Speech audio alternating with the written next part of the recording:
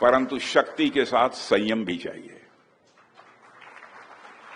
शक्ति और संयम, इन दोनों का समन्वय का हमने दुनिया के सामने एक शानदार उदाहरण पेश किया है।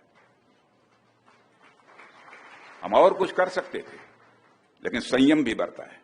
तो शक्ति और संयम दोनों का एक शानदार उदाहरण हमने दुनिया के सामने पेश किया है।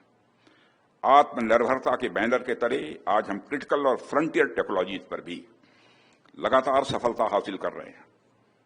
Artificial intelligence, cyber defence, unmanned systems और स्पेस बेस्ड सिक्योरिटी के क्षेत्र में भारत की पकड़ अब ग्लोबल स्टेज पर मजबूती से स्थापित हो रही है।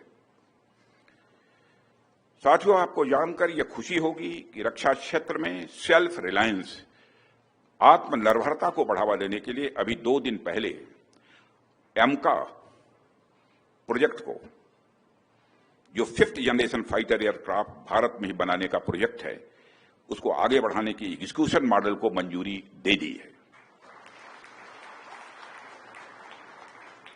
ये एक बहुत ही बोल्ड और बहुत ही डिसाइसिव डिसीजन लिया गया है, जो भारत की डिफेंस कैपेबिलिटीज को मजबूती प्रदान करने के साथ साथ इस देश में एरोस्पेस सेक्टर को एक डेप्थ और एक नई हाइट प्रदान करेगा।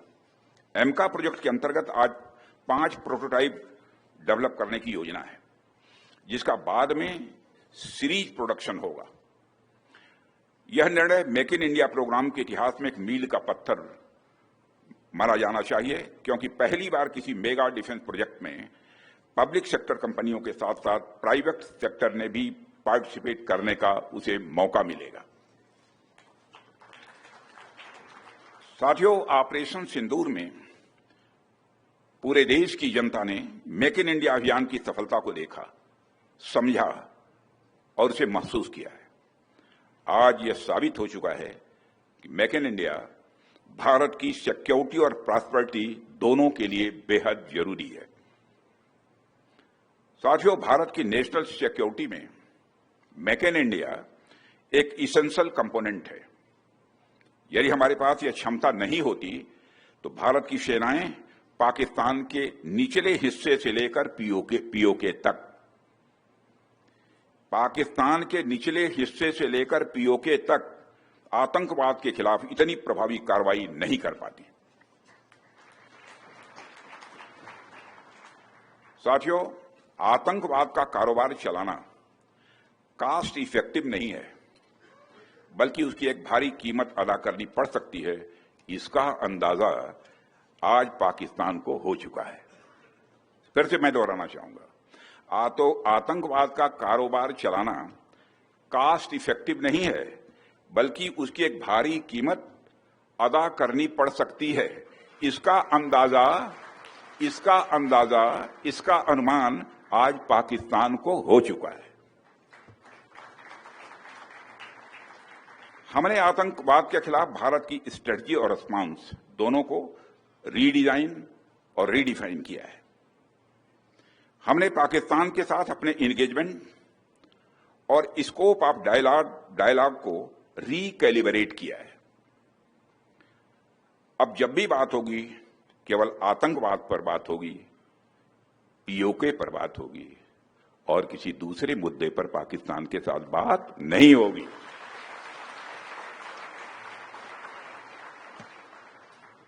वह दूसरा मुद्दा कौन हो सकता है जिस पर पाकिस्तान बात करना चाहेगा, वो आप जानते हैं। साथियों, मैं मानता हूं कि आज पाक ऑक्युपाइड कश्मीर के लोग हमारे अपने हैं। आप मानते हैं ना? पाक ऑक्युपाइड कश्मीर के लोग वो हमारे अपने हैं, हमारे परिवार का हिस्सा हैं। हम प्रधानमंत्री के श्री नरेंद्र मोदी जी के एक भारत श्रेष्ठ भारत के संकल्प के लिए पूरी तरह से प्रतिबद्ध हैं और हमें यह पूर्ण विश्वास है कि हमारे वो भाई जो आज हमसे भौगोलिक और राजनीतिक रूप से अलग हैं, वो भी अपने स्वाभिमान, आत्मा की आवाज और स्वेच्छा से भारत की मुख्य धारा में कभी न कभी जरूर वापस लौटेंगे। मैं जानता हूं वहां के अधिकांश लोग भारत के साथ एक जुड़ाव महसूस करते हैं। बड़ी संख्या है जो भारत के साथ जुड़ाव महसूस करती है पीओके में। कुछ गिने चुने ही हैं जिन्हें भटकाया गया है, गुमराह किया गया है। पीओके में रहने वाले हमारे इन भाइयों की स्थिति कुछ ऐसी ही है जैसे वीर योद्धा महाराणा प्रताप के छोटे भाई शक्ति सिंह की थी। मैं फिर से दोहराना चाहूंगा, पीओके में रहने वाले हमारे इन भाइयों की स्थिति कुछ ऐसी ही है जैसे वीर योद्धा महाराणा प्रताप के छोटे भाई शक्ति सिंह की थी।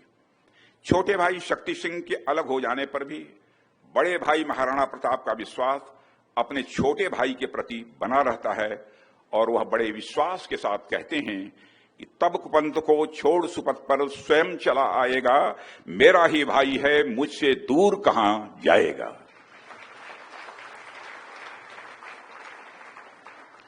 भारत हमेशा ही दिलों को जोड़ने की बात करता है और हमें विश्वास है कि प्रेम, एकता और सत्य के मार्ग पर चलकर वह दिन दूर नहीं जब हमारा ही अंग पीओके स्वयं लौटकर कहेगा, मैं भारत हूं, भारत ही हूं, मैं वापस आऊंगा।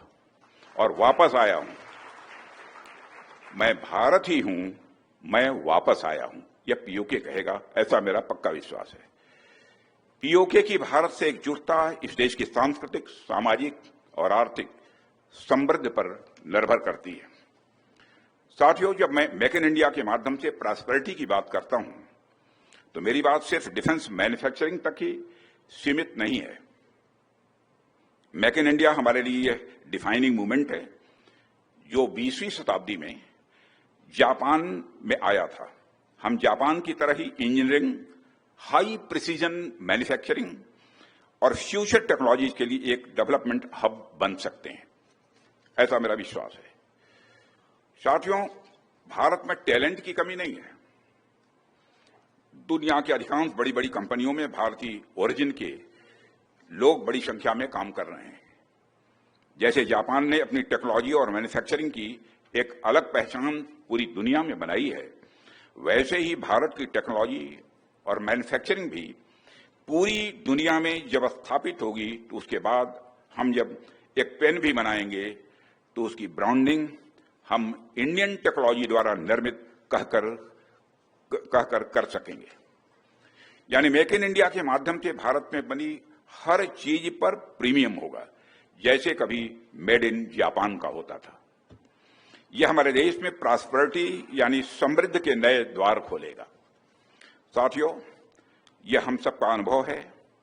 हमने देखा भी है कि अगर सरकार और इंडस्ट्री एक साथ मिलकर चलें तो क्या कुछ संभव नहीं हो सकता है, यानी सब कुछ संभव हो सकता है। प्रधानमंत्री जी की लीडरशिप में आज भारत सिर्फ डिफेंस टेक्नोलॉजी का कंज्यूमर नहीं रहा, बल्कि प्रोड्यूसर और एक्सपोर्टर भी बन गया है और उस दिशा में तेजी से आगे बढ़ भी रहा है। और जब दुनिया हमें हाई एंड डिफेंस सिस्टम्स के लिए अप्रोच करती है तो यह सिर्फ मार्केट इंडिकेशन नहीं होता है, बल्कि यह भारत की कैपेबिलिटी का सम्मान होता है। साथियों, आज इंडियन इंडस्ट्री ने देश के भविष्य की दिशा तय करने का जो मंच तैयार किया है वह वास्तव में प्रशंसनीय है। मुझे लगता है कि भारतीय इंडस्ट्री आज भारत के कलेक्टिव एस्पिरेशंस की भी संवाहक है। आज हम एक ऐसे पड़ाव पर खड़े हैं जहां गवर्नमेंट और इंडस्ट्री के कॉमन इफर्ट्स और सिनर्जी ही भारत को अगले डिकेड की वैश्विक महाशक्ति बना सकता है।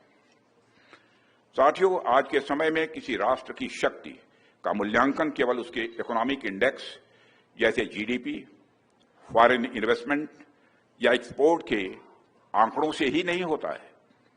दुनिया अभी अभी देखने लगी है कि कोई देश अपने नागरिकों और वैश्विक समुदाय में कितना भरोसा जगा सकता है। क्या उसके लिए अपने देश की संस्थाओं, उसकी नीति और उसकी दिशा पर विश्वास करते हैं? क्या अंतर्राष्ट्रीय मंच पर उस देश को स्टेबल, मैच्योर और रिस्पॉन्सिबल माना जाता है या नहीं? यही वह मापदंड है जो आज के युग में एक राष्ट्र को महान बनाता है। लेकिन साथियों, यह भरोसा अचानक नहीं होता है। यह किसी नारे, घोषणा पत्र या विज्ञापन से नहीं पैदा होता है। यह राष्ट्रीय सुरक्षा से जुड़ा होता है। अब जब किसी देश को यह आत्मविश्वास होता है कि वो अपने जियो पॉलिटिकल इंटरेस्ट को प्रोटेक्ट कर सकता है, अपने नागरिकों की सुरक्षा इंश्योर कर सकता है और भविष्य की अनसर्टेनिटीज के सामने स्थिर रह सकता है, तभी एक सच्चा टिकाऊ विश्वास जन्म लेता है। राष्ट्र का मनोबल तभी ऊंचा रहता है जब उसे पता हो कि उसका आज भी सुरक्षित है और आगे आने वाला कल भी सुरक्षित है। इन सबको देखते हुए साथियों, सरकार ने policy clarity, Indianisation, economic resilience और स्ट्रेटेजिक ऑटोनॉमी को प्रायोरिटी दी है। लेकिन इन एफर्ट्स की सफलता तभी इंश्योर हो सकती है जब आप सभी stakeholders, innovators, entrepreneurs, manufacturers इस नेशनल मिशन में पुरजोर भागीदार बने। आइए हम सभी मिलकर यह संकल्प लें, इंडिया फर्स्ट न केवल हमारा नारा हो बल्कि हमारी रणनीति और हमारी कार्य संस्कृति, हमारी वर्क कल्चर की यह आत्मा भी बने। साथियों, सीआईआई की यह गैदरिंग देश की इकोनॉमिक स्ट्रेंथ को रिप्रेजेंट करती है। मेरा मानना है कि अगर हमें भारत को 2047 तक एक पूर्णतया विकसित राष्ट्र बनाना है तो उसमें आपका एक बहुत ही महत्वपूर्ण रोल होगा। इसमें कहीं भी दो मत नहीं है, किसी भी प्रकार की कोई डिफरेंस ऑफ ओपिनियन नहीं है। आपका बहुत ही महत्वपूर्ण भूमिका आपकी रहने वाली है। साथियों, आज आवश्यकता है कि इंडियन इंडस्ट्री भी सरकार के साथ कदम से कदम मिलाकर एक ऐसे इकोनॉमिक डॉक्ट्रिन पर विचार करे जिसमें प्रोडक्शन के आम फैक्टर्स के साथ साथ national security, national interest, national goals और नेशनल स्ट्रेंथ का भी एक उचित स्थान रहे। आत्मनिर्भरता का हमारा नारा एक इकोनॉमिक पॉलिसी तो है ही, यह एक स्ट्रेटेजिक थिंकिंग भी है। साथियों, सीआईआई के इस महत्वपूर्ण मंच से आज मैं भारतीय इंडस्ट्री से अपील करता हूं कि कंपनी इंटरेस्ट तो स्वाभाविक है, किसी को देखना चाहिए, आप देख ही रहे हैं। नेशनल इंटरेस्ट भी आप देखते ही हैं, लेकिन अब आप नेशनल इंटरेस्ट पर ऐसी परिस्थितियां हैं, उस पर कुछ जरूरत से ज्यादा कुछ फोकस करने की जरूरत होगी। इसे अगर मैं दूसरी तरह से कहूं तो कंपनी इंटरेस्ट सिक्योर करना आपका कर्म है, तो नेशनल इंटरेस्ट सिक्योर करना आपका धर्म है।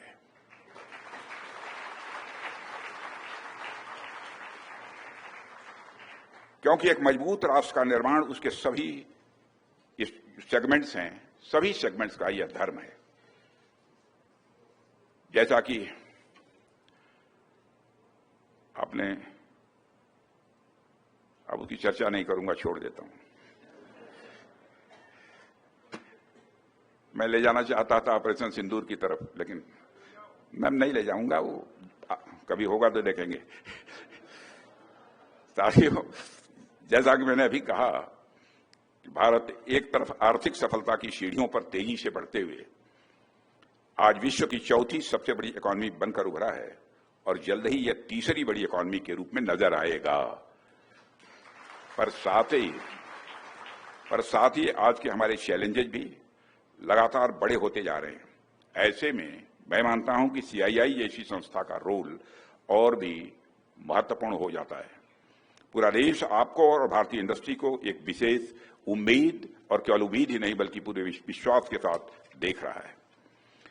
साथियों, मेरा मानना है कि सीआईआई इस विषय पर अपना ध्यान अनिवार्य रूप से दे भी रहा है, और मैं देख रहा था कि इस समिट में आप लोग national manufacturing mission, climate resilient agriculture, Jio politics of energy transition, AI ecosystem और सस्टेनेबल डेवलपमेंट और डिजिटल एज जैसे कई अलग अलग डायमेंशंस पर सेशंस भी आप आयोजित कर रहे हैं। या आपके कॉम्प्रिहेंसिव आउटलुक और नेशनल इंटरेस्ट पर काम करने का आपका जो रिजॉल्व है, उस रिजॉल्व को यह दर्शाता है। मैं आपके द्वारा आयोजित इस समिट की सफलता की कामना करता हूं और एक बार फिर से आप सबको अपनी हृदय से हार्दिक शुभकामनाएं देते हुए और इस कार्यक्रम में आमंत्रित करने के लिए आभार व्यक्त करते हुए अपना निवेदन समाप्त करता हूं। आप सबको बहुत बहुत धन्यवाद।